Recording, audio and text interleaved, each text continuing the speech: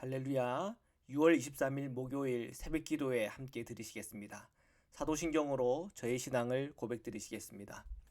전능하사 천지를 만드신 하나님 아버지를 내가 믿사오며 그 외아들 우리 주 예수 그리스도를 믿사오니 이는 성령으로 잉태하사 동정녀 마리아에게 나시고 본디오 빌라도에게 고난을 받으사 십자가에 못 박혀 죽으시고 장사한 지 사흘 만에 죽은 자 가운데서 다시 살아나시며 하늘에 오르사 전능하신 하나님 우편에 앉아 계시다가 저리로서 산자와 죽은 자를 심판하러 오시리라.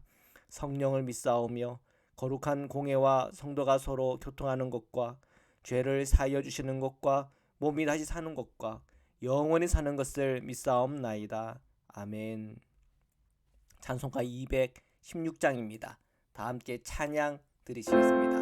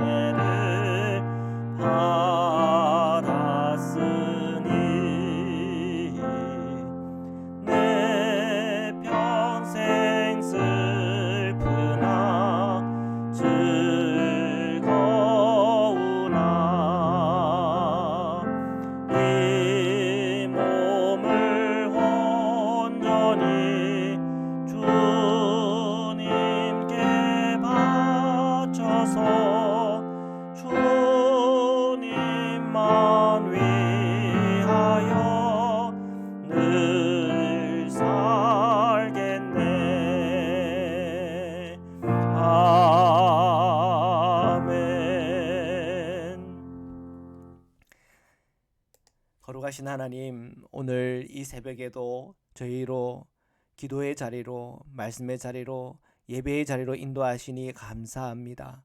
주님께서 우리에게 주신 만 가지 은혜, 주님께서 우리에게 주신 십자가의 그 사랑, 주님께서 우리에게 항상 함께 하심으로 저희를 위하시는 주님을 저희가 높여드립니다.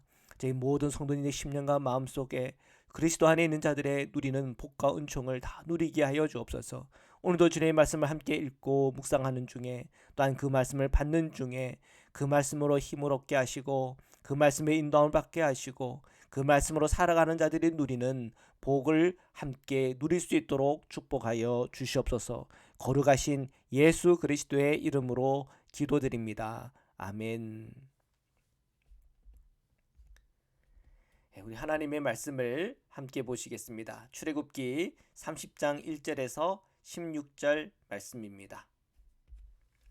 너는 분향할 제단을 만들지니 곧 조각목으로 만들되 길이가 한 규빗 너비가 한 규빗으로 네모가 반듯하게 하고 높이는 2규빗으로 하며 그 뿔을 그것과 이어지게 하고 제단 상면과 전후 좌우 면과 뿔을 순금으로 싸고 주위에 금태를 두를지며. 자, 지성소 안에 분향할 제단을 만들라고 말합니다. 조각목 곧 아카시아 나무인데 이 나무는 다루려면 특별한 수고가 많이 드는 거라 했습니다. 뿐만 아니라 이 조각목은 그 시대에 아주 영적인 그런 재료로서의 의미가 있었다고 합니다. 자, 그런 재료로 만들어야 되고 그리고 금으로 다 쌓아야 되고, 자, 그런 이제 명령을 하고 있죠. 그 크기는 한 규빗. 한 규빗이라고 하면은 우리 손끝에서 여기 그 우리 팔꿈치까지의 거리거든요. 한 45cm 정도로 이렇게 측정을 합니다. 자, 그러니까 고만한 사이즈, 그렇게 큰 사이즈는 아닙니다. 그리고 높이는 한 90cm 정도, 한 허리 정도 되는 이제 그 사이즈로 이렇게 만들어야 하는 거죠. 자, 계속해서 보겠습니다. 4절부터 읽겠습니다.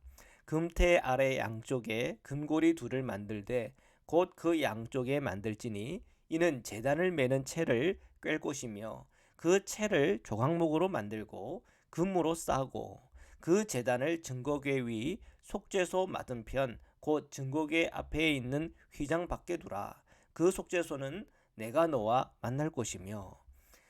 분향할 제단에 이 제단을 맬 수 있도록 설계를 하라, 이렇게 명하는 거죠. 그래서 그 맬 수 있는 채 그리고 채를 끼울 수 있는 고리까지 다 금으로 만들라, 그리고 금으로 입히라, 그렇게 얘기를 하고 있습니다.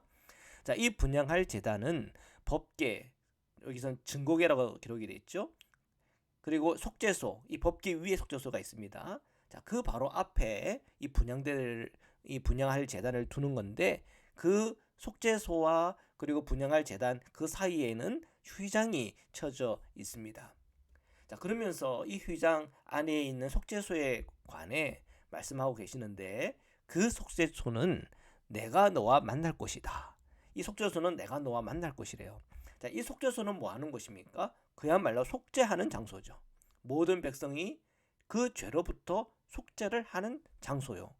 제사장도 또 그 예배를 집례하는 그 모든 자도 그곳에서 속죄를 하는 곳입니다. 그 속죄하는 곳에서 주님께서 너와 만날 곳이다, 이렇게 얘기를 하고 계세요. 우리가 주님 앞에 나가기 위해서는 무엇이 필요한 겁니까? 속죄가 필요한 것이죠. 복음의 시대에는 이 속죄에 대한 분명한 피가 있어요. 보혈, 예수 그리스도의 십자가의 보혈의 피가 오늘 우리 모든 성도들을 그 죄에서 속량받을 수 있도록 은혜를 주신 겁니다. 우리가 그 피를 의지할 때에 우리가 주님의 보좌까지 담대하게 나갈 수 있는 것이요, 오늘 우리가 주님께 기도할 수 있는 근거가 되는 것입니다. 자, 계속해서 말씀을 보겠습니다. 7절부터입니다. 아론이 아침마다 그 위에 향기로운 향을 사르되 등불을 손질할 때에 살을 찌며 또 저녁 때 등불을 켤 때에 살을 찌니 이 향은 너희가 대대로 여호와 앞에 끊지 못할 것이며 너희는 그 위에 다른 향을 사르지 말며 번제나 소제를 드리지 말며 전제의 술을 붓지 말며. 속죄소 앞에 이 분향할 이 제단은 아침 저녁으로 향기로운 향을 사르라, 이렇게 말하고 있습니다. 자, 주님께서는 그 뭐라고 얘기하냐면, 자, 이 일을 대를 이어서 항상 분향을 해야 한다, 이렇게 명령을 하고 있습니다. 그러니까 이러한 제례를 끊어지지 않게 하라는 것이죠.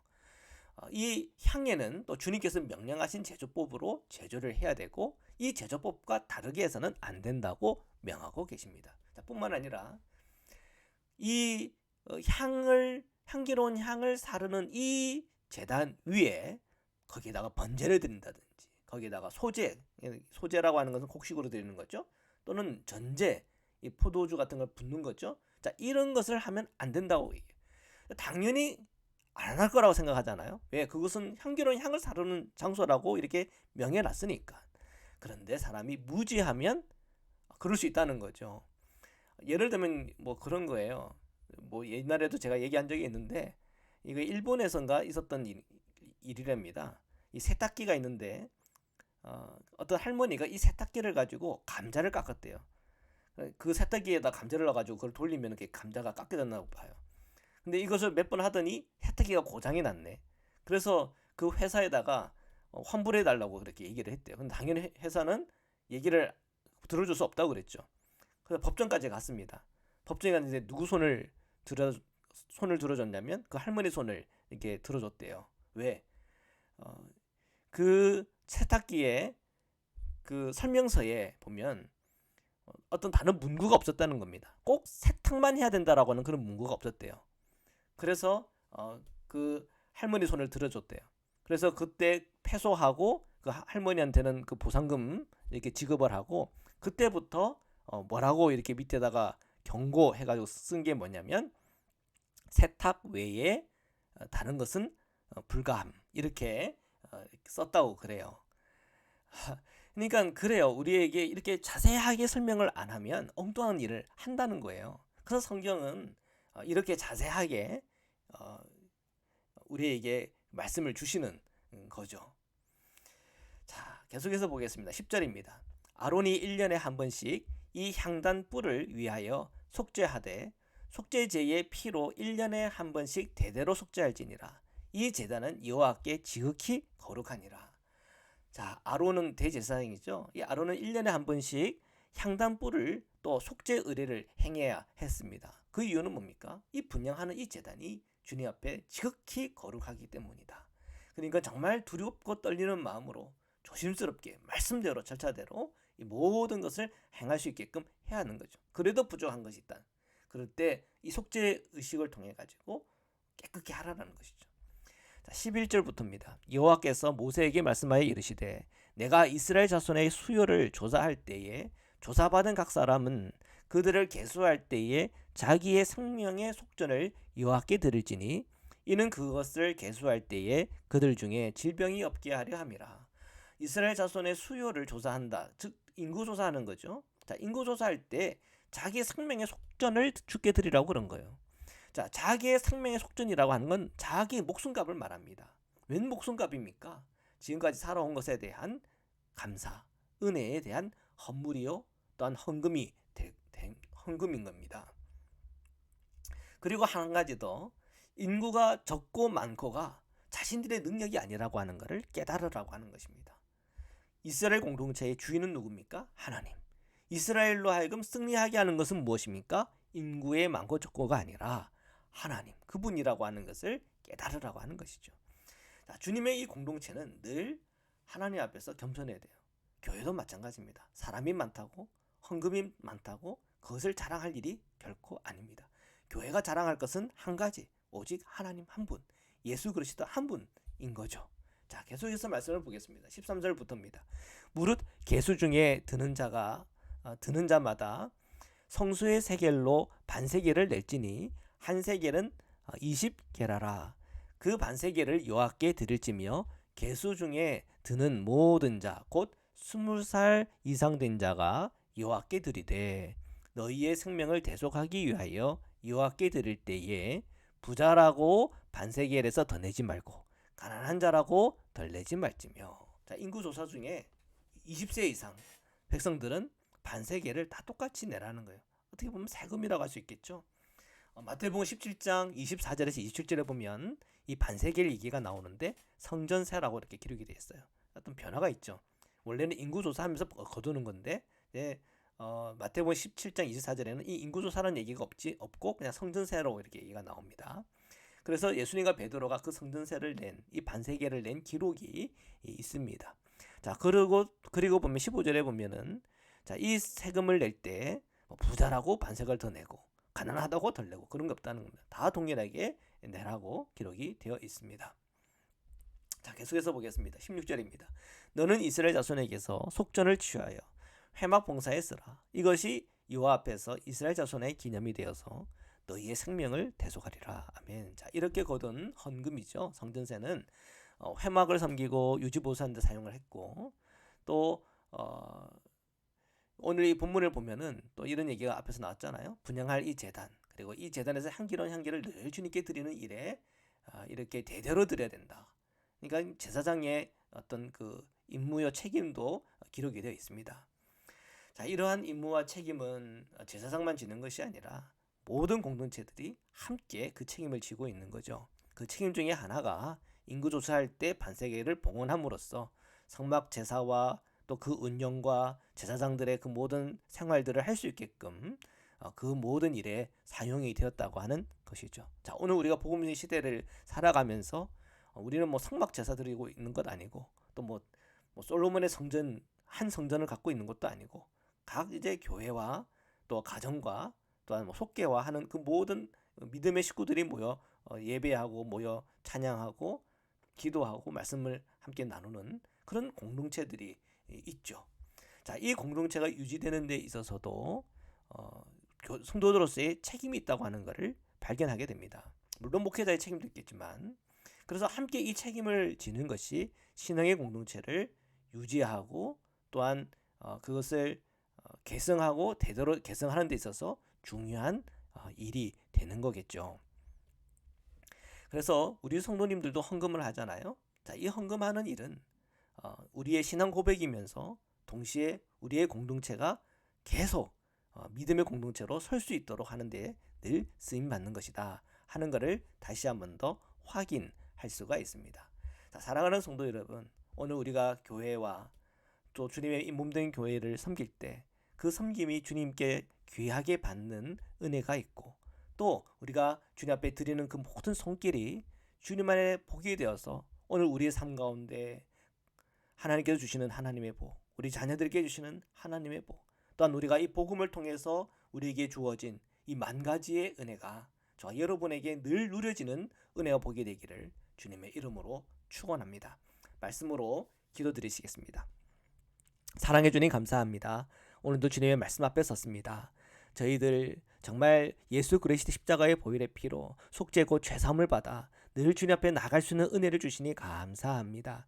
또한 저희들이 섬기는 교회와 가정과 또한 저희 모든 삶 가운데 늘 주님께서 함께하여 주옵시고, 또한 저희들이 주님께 드리는 그 모든 예물이 향기로운 예물이 되어 주님께 드려지기를 원합니다. 뿐만 아니라 그 예금이 쓰여지는 그 헌금이 쓰여지는 곳곳마다 늘 하나님의 역사와 은총이 있게 하시고 복음 전파가 있게 하시고 교회와 그 믿음의 공동체가 잘 유지되는 데에 쓰일 수 있도록 늘 축복하여 주시옵소서. 저희 성도들의 기업과 저희 성도들의 자녀들과 그 모든 삶의 형편들 속에 주님 늘 함께해 주셔서 들어가도 축복이 되어 나가도 축복받는 하나님의 놀라운 복이 은총이 늘 흘러넘치게 하여 주옵소서. 저희들을 강건하게 하여 주옵시고 건강하게 또 오늘 하루를 살아갈 수 있도록 주님께서 저희들을 붙잡아 주시옵소서. 거룩하신 예수 그리스도의 이름으로 기도드립니다. 아멘. 우리 주기도문으로 마치겠습니다. 하늘에 계신 우리 아버지여, 이름이 거룩히 여김을 받으시오며 나라에 임하옵시며 뜻이 하늘에서 이룬 것 같이 땅에서도 이루어지이다. 오늘날 우리에게 일용할 양식을 주옵시고 우리가 우리에게 죄 지은 자를 사하여 준 것 같이 우리의 죄를 사하여 주옵시고 우리를 시험에 들게 하지 마옵시고 다만 악에서 구하옵소서. 나라와 권세와 영광이 아버지께 영원히 있사옵나이다. 아멘.